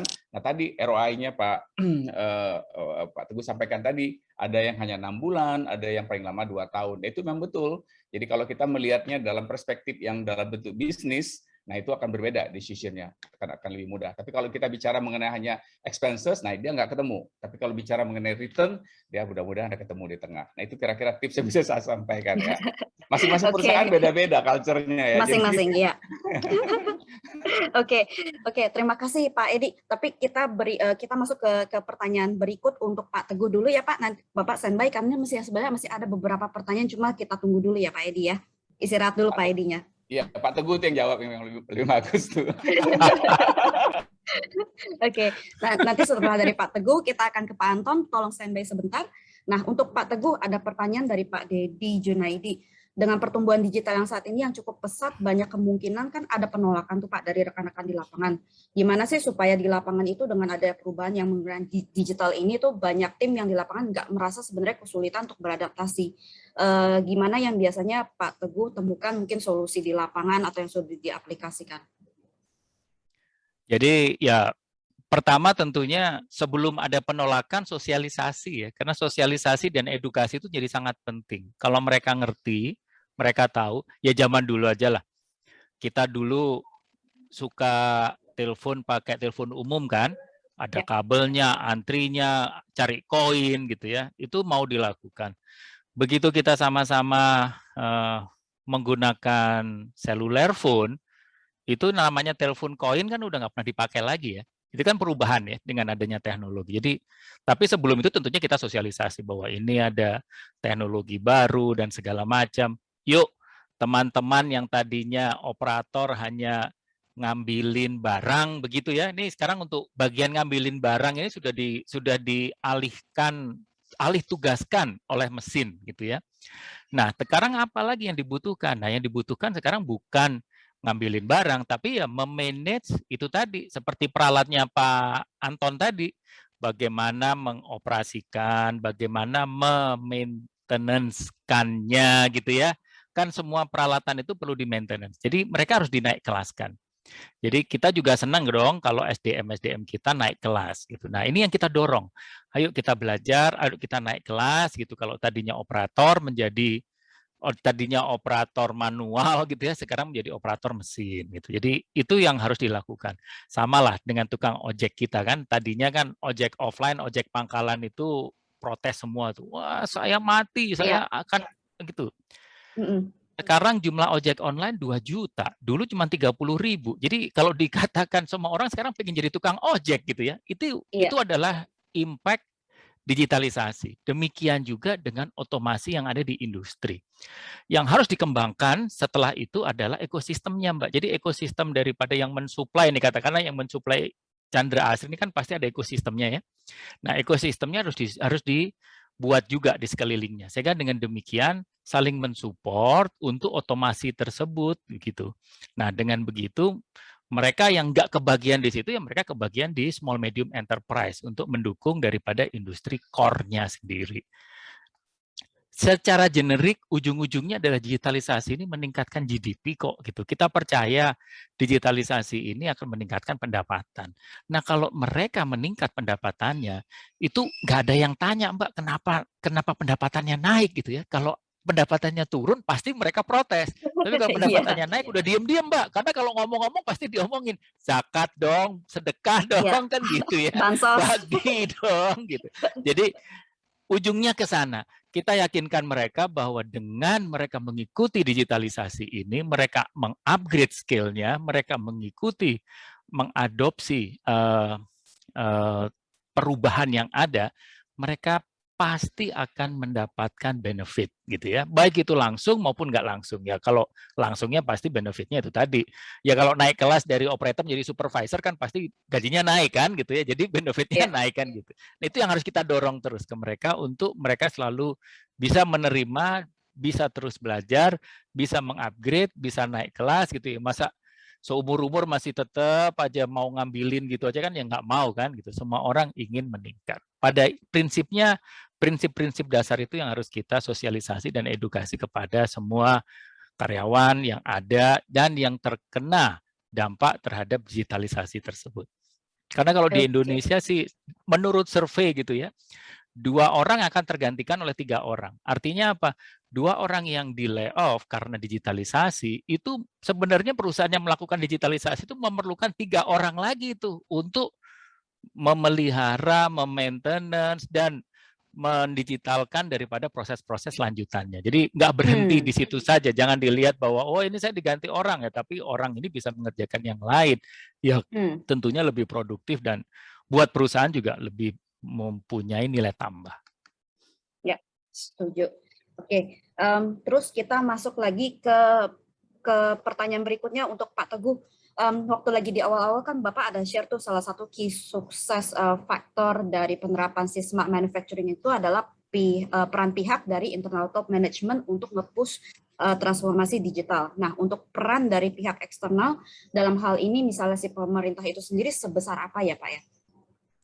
Kalau nggak salah di Industri 4.0 dari Kementerian Perindustrian itu sampai memberikan subsidi loh, bukan subsidi ya. Kalau mereka masuk ke dalam perusahaan atau perusahaan yang dikatakan flagship gitu ya, Industri 4.0, itu bahkan investasi digitalisasinya itu bisa dikredit 40% di sana. Jadi ini ada insentif buat perusahaan supaya mereka berlomba-lomba juga melakukan digital transformasi.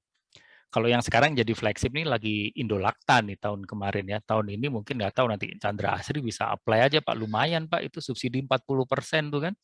Jadi itu bisa dipakai dan bisa digunakan. Jadi ada insentif-insentif tambahan selain daripada kemudahan-kemudahan yang ada. Karena pemerintah juga yakin kok Mbak dengan digitalisasi ini, jadi Making Indonesia 4.0 jalan, tentunya juga produktivitas industri dalam negeri meningkat. Nah, kalau produktivitas meningkat kan berarti ekspor meningkat, surplus kita meningkat juga gitu, sehingga GDP kita ujung-ujungnya juga naik gitu. Jadi itu yang dilakukan dari sisi pemerintah. Di samping itu juga pemerintah di kala pandemi ini banyak melakukan insentif-insentif ya untuk untuk meningkatkan itu tadi.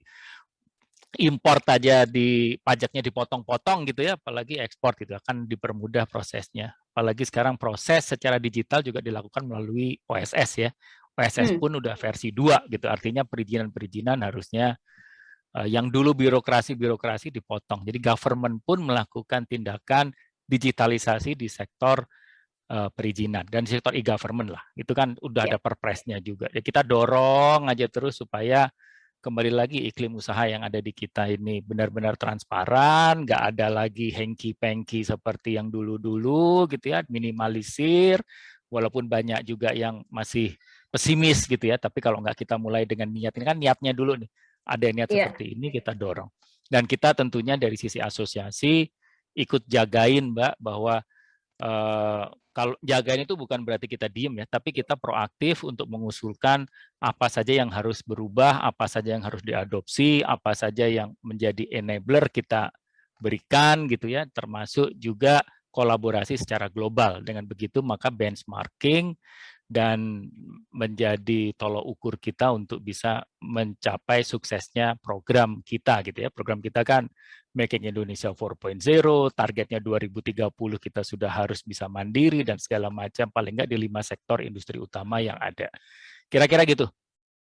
Oke, cukup lengkap, padat untuk jawabannya. Semoga menjawab pertanyaan dari Ibu Jenny AP. Terima kasih Pak Teguh sekali lagi. Sama-sama. Kita pindah ke Pak Anton. Maaf menunggu Pak Anton. Ya, Pak Anton, kalau ada pertanyaan dari Ibu Citra untuk mesin-mesin DMG saat ini itu feature smart manufacturing yang paling diunggulkan selain monitoring, data analitik, atau ada yang lainnya Pak? Atau ada feature lainnya yang memang istilahnya yang diangkat, yang diunggulkan? Untuk DMG Mori sendiri, untuk feature smart manufacturing itu tidak ada yang kita paling unggulkan ya. Jadi semuanya kita, tidak ada yang dianaktirikan. Jadi semuanya kita develop dengan skala prioritas yang sama. Tapi untuk di Indonesia sendiri mungkin yang paling populer adalah yang sudah paling banyak diterapkan adalah untuk DMG Mori Messenger untuk monitoring ya. Jadi tapi bila Bapak dan Ibu sekalian beli mesin DMG Mori yang baru, bisa dibilang yang sudah dilengkapi dengan silos, maka semua feature-feature smart manufacturing yang tadi saya jelaskan itu sudah bisa didapatkan sebenarnya. Gitu. Oke. Terus ada pertanyaan terkait lagi untuk Pak Anton. Kalau untuk feature smart manufacturing yang tadi itu bisa ditanamin ke mesin lain nggak sih Pak? Dengan kata lain, misalnya beli softwarenya aja atau kayak gimana? Ada kendala tertentu nggak? Basically bisa. Jadi meskipun nama software-nya itu di-develop oleh DMG Mori, namanya terutama mungkin kita bicara tentang software monitoring ya, DMG Mori Messenger yang tadi saya jelaskan juga, basically bisa kita terapkan ke merek mesin CNC lainnya. Jadi yang penting di sini adalah protokol komunikasinya sama apa tidak gitu. Dan mungkin yang common sense lagi adalah kalau mesin-mesin yang udah usianya puluhan tahun tentunya akan sulit ya gitu. Jadi mungkin case by case bisa kita cek.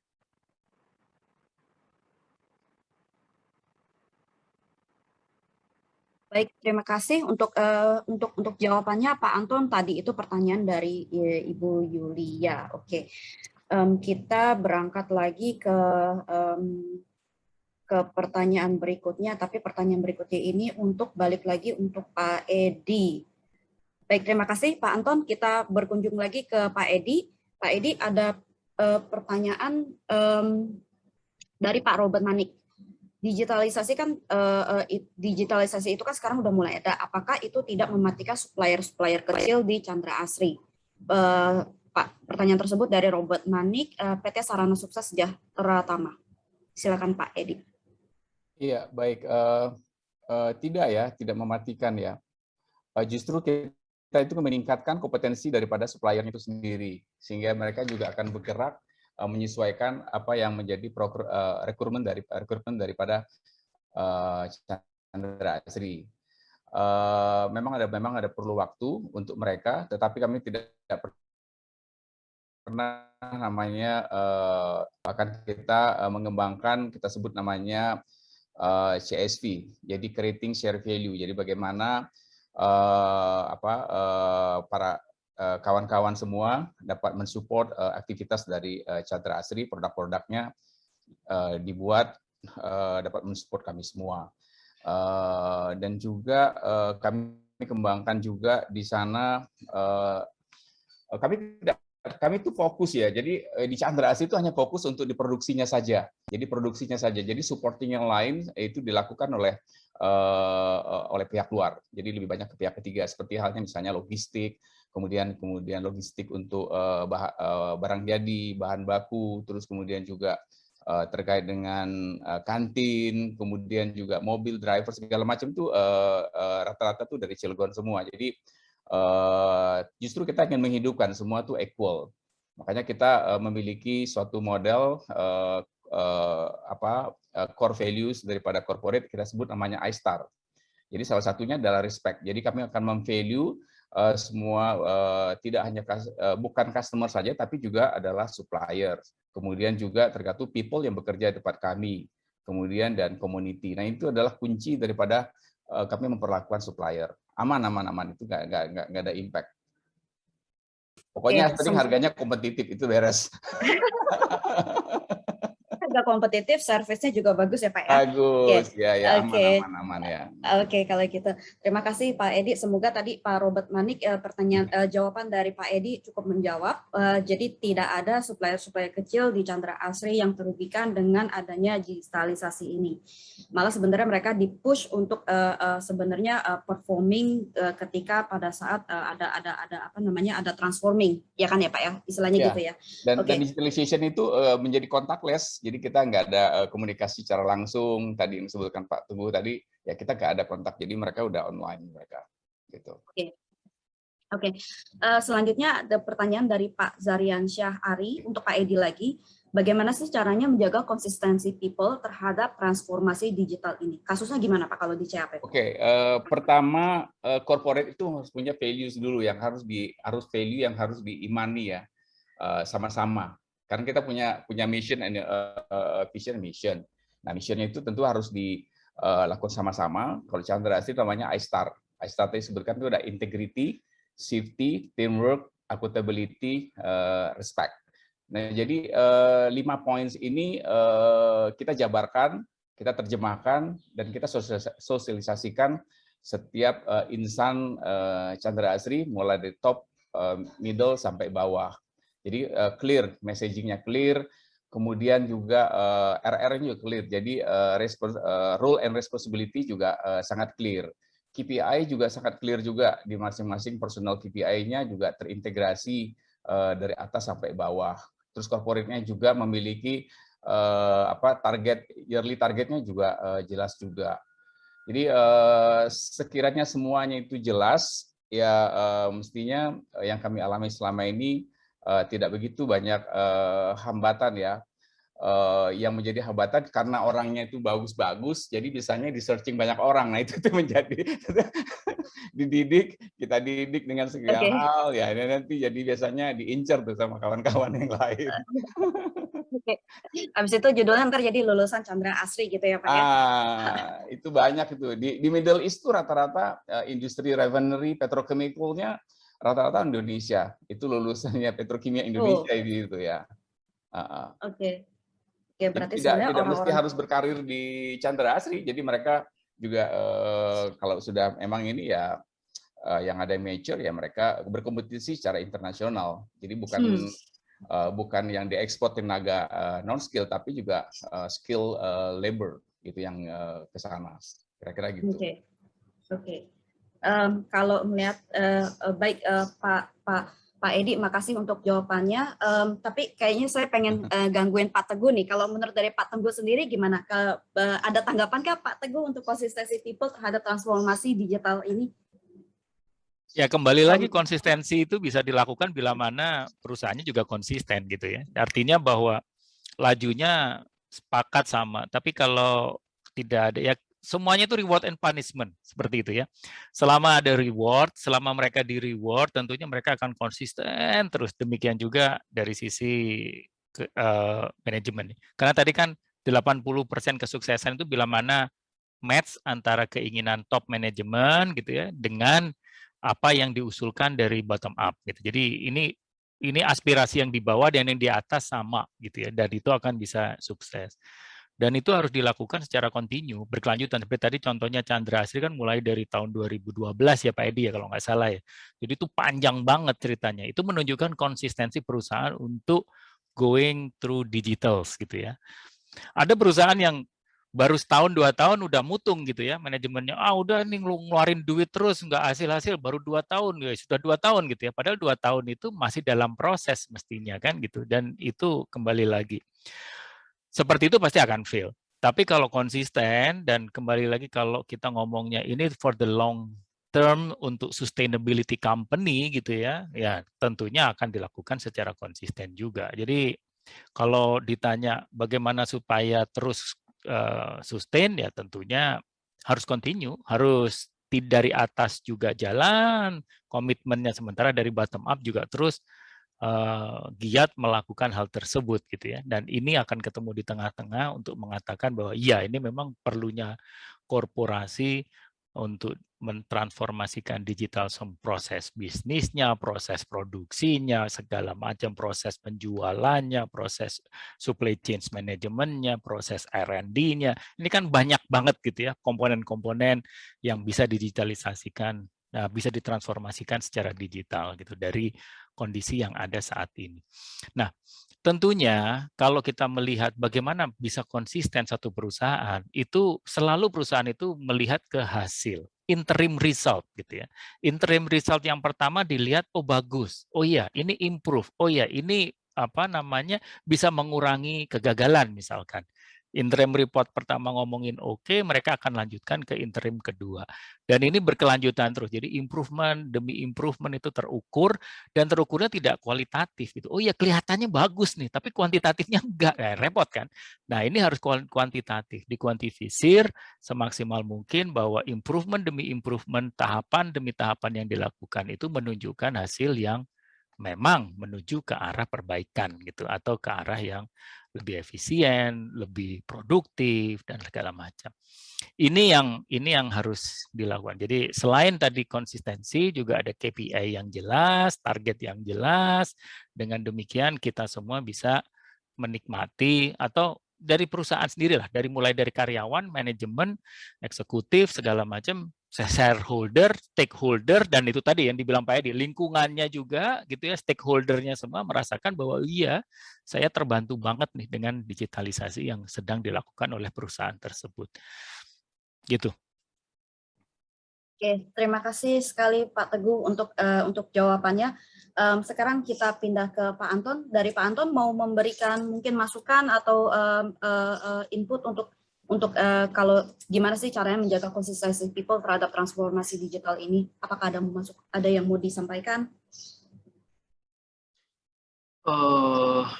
Ya, mungkin kalau kita bicara industri 4.0 ya, mungkin hal yang pertama kali terlintas di pikiran kita adalah masih cukup jauh ya untuk kebanyakan orang. Tapi pada saat pandemi saat ini kita sudah secara tidak sadar kita sudah mulai menerapkannya dalam skala kecil, kayak kita work from home, kita dengan bantuan Zoom atau Teams dan software-software lainnya, kita order makanan dengan apps, bahkan dengan saat webinar saat ini ya, kita dengan online daripada seminar tatap muka. Jadi secara tidak sadar sebenarnya kita sudah melakukan industri 4.0 dalam skala yang kecil juga.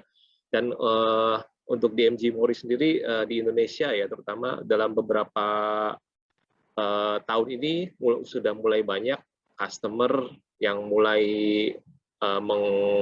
bertanya, memiliki inquiry untuk menerapkan digitalisasi di proses produksinya mereka. Bahkan beberapa bulan yang lalu kita memiliki inquiry untuk install software monitoring pada satu line produksi yang berisikan 12 mesin. Dan di DMG Mori sendiri juga di factory, sebenarnya di factory DMG Mori sendiri di Eropa dan juga di Jepang kita sudah menerapkan digitalisasi dan IoT ini sudah bertahun-tahun. Kita menerapkannya di sektor produksi, assembling, procurement, dan juga logistik. Jadi ya sebenarnya sudah banyak, kita hanya tinggal nunggu waktu aja sih. Dan ya kita encourage lah untuk customer di Indonesia untuk mulai menerapkan industri 4.0. Terima kasih Pak Anton untuk pertanyaannya. Semoga kepada Bapak Ibu hadirin sekalian yang tadi sempat bertanya, jadi itu adalah jawaban dari para narasumber kita hari ini, encouragement yang sudah dilakukan atau hasil berdasarkan pengalaman mereka yang sebelumnya sudah dilakukan. Jadi kalau Bapak Ibu, kalau misalnya memang masih ada pertanyaan, boleh nanti ditanyakan lagi kepada kita, tapi via Japri ya Bapak Ibu, mungkin boleh dikirimkan ke manufacturing@tamarindo.com, karena untuk hari ini, untuk sekarang ini kita sesi Q&A sudah ditutup. Sekali lagi terima kasih kepada Bapak Ibu sekalian yang sudah bertanya. Kita sudah berhasil menjawab keseluruhan pertanyaan. Jadi sekali lagi kalau masih ada pertanyaan yang masih nyangkut, boleh langsung di Japri ke email kita manufacturing@tamarindo.com atau follow LinkedIn kami, dan kami akan bantu jawab pertanyaan yang masuk sehubungan dengan webinar kita hari ini. Bapak dan Ibu juga bisa melihat di chat box Bapak Ibu sekalian, kalau ada pertanyaan ingin mengecek mesin DMG Mori atau Surya Teknik Abadi, kontaknya sudah kita taruh di chat box kita.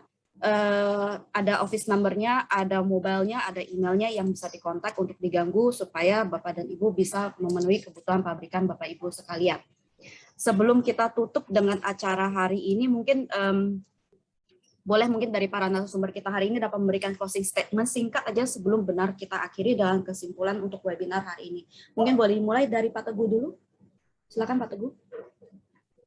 Baik, terima kasih. Jadi untuk rekan-rekan semua, setiap teknologi yang baru, setiap perkembangan digitalisasi yang baru, jangan ragu-ragu untuk selalu belajar, untuk mengadopsinya dan beradaptasi dengan teknologi ataupun hal yang baru tersebut. Tapi jangan hanya berhenti di situ. Setelah itu lanjutkan dengan melakukan percepatan pengembangan kompetensi, percepatan pengembangan lebih lanjut lagi untuk bisa diimplementasikan demi peningkatan produktivitas masing-masing. Dan untuk bisa melakukan hal itu juga jangan sungkan-sungkan untuk berkolaborasi, baik itu kolaborasi yang sifatnya lokal sampai ke tingkatan global. Dengan demikian maka kita bisa mempercepat mata rantai untuk implementasi demi kepada kepentingan bisnis kita ke depan. Itu saja, terima kasih. Baik, terima kasih Pak Teguh. Kalau Pak Anton, dari Pak Anton sendiri gimana Pak? Ya, mungkin kurang lebih sama. Jadi kami mengencourage ya, terutama untuk di Indonesia ya. Jangan sampai ketinggalan dengan negara-negara lain ya. Jadi kita bisa kok intinya untuk melakukan IoT, digitalisasi, tinggal go-nya aja. Iya. Oke. Selanjutnya dari Pak Edi, silakan Pak Edi. Ya, baik, terima kasih. Nah, jadi dari Pak Teguh dan Pak Anton itu kan provider ya, dan mereka sangat horizon mereka kan luas sekali itu dari sisi IT. Kalau sebagai sharing yang saya sampaikan tadi telah membuktikan bahwa dengan sistem ini telah mencapai hal yang baik, di mana budaya kita, budaya orang bisa maksimalkan pengambilan keputusan dengan melalui data. Jadi tidak berdasarkan hanya feeling atau pengalaman saja, sehingga membuat kita nanti lebih inovatif, sehingga tidak terpikir secara kotak-kotak. Jadi targetnya itu sudah jelas satu. Dan kemudian tentu kita inginkan orang yang kita terus yang inklusif dan kolaboratif. Nah, dari kita sendiri secara proses tentu hal ini akan menguntungkan karena prosesnya akan teroptimal, baik secara proses maupun secara bisnis, dan kemudian pengambilan keputusan manajemen itu baik, dan kemudian untuk pada stakeholders karyawannya juga. Nah, tentu dari sisi manpower, terus kemudian manajemen, IT, teknologi dan sebagainya, mau tidak mau kita harus kalau kita sudah masuk ke dalam transformation digital, kita harus terus memperbarui, mengupdate kita punya teknologi sehingga aplikasinya juga lebih cepat, lebih terukur, dan lebih canggih dan meringankan kita semua. Mungkin itu saja dari saya, dan semangat semua Bapak Ibu semua, kita selalu sehat dan bahagia. Itu dia penting. Terima kasih. Terima kasih Pak. Sehat dan bahagia itu penting sekali di atas segala-segalanya. Oke, sekali lagi terima kasih kepada para pembicara webinar kita hari ini. Tetap standby untuk para pembicara kita hari ini. Kita akan ada sesi foto digital. Terus untuk sekali lagi untuk para hadirin yang ada di sini sekalian, saya rasa kita sudah mendapatkan gambaran yang sudah cukup lengkap sesuai tema kita hari ini, Developing Advanced Manufacturing Technology. Kita udah dengerin mulai dari dampaknya, gambaran secara corporate, terus keunggulan-unggulan dari materi yang ada, termasuk dari dunia teknologi manufacturing yang kedepannya tuh akan seperti apa sih gitu. Perkembangan dunia pokoknya semakin global dan borderless. Menjawab tantangan perkembangan dunia yang semakin global dan borderless ini, kita sebagai manusia tadi yang mungkin udah di-highlight dengan Pak Teguh sama Pak Anton dan juga Pak Edi itu bahwa kita itu sebagai manusia itu mesti punya kemampuan lebih untuk kolaborasi, saya rasa adopsi dan adaptasi juga ya Bapak-Bapak ya. Jadi pokoknya jangan lupa rajin belajar, istilahnya rajin upgrade diri, tetap performing while transforming. Jadi untuk Bapak Ibu sekalian kalau misalnya ada tantangan, jadi tetap bisa berprestasi. Mudah-mudahan dengan ditambahnya join kolaborasi antara pemain industri sekarang, seperti sekarang itu Pamerindo dengan asosiasi dengan Pak Teguh, dengan Pak Edi dari sisi eksibitor mungkin, dan Pak Anton juga gitu, kita bisa menjadi kunci kita menghadapi new normal sehingga lebih produktif dan efisien, terutama dalam proses recovery roda ekonomi kita, khususnya di industri manufaktur dari hulu ke hilir ya Bapak Ibu sekalian. Jadi mari kita dukung industri kita jadikan momentum ini untuk bangkit kembali.